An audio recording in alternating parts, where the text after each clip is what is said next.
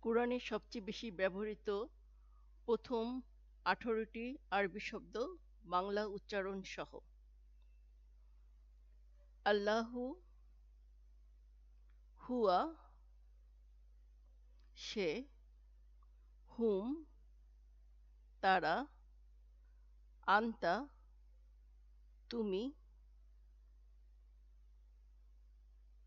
আনা, আমি, আশ-শয়তান, শয়তান, আনতুম, তারা, নাহনু, আমরা, মান,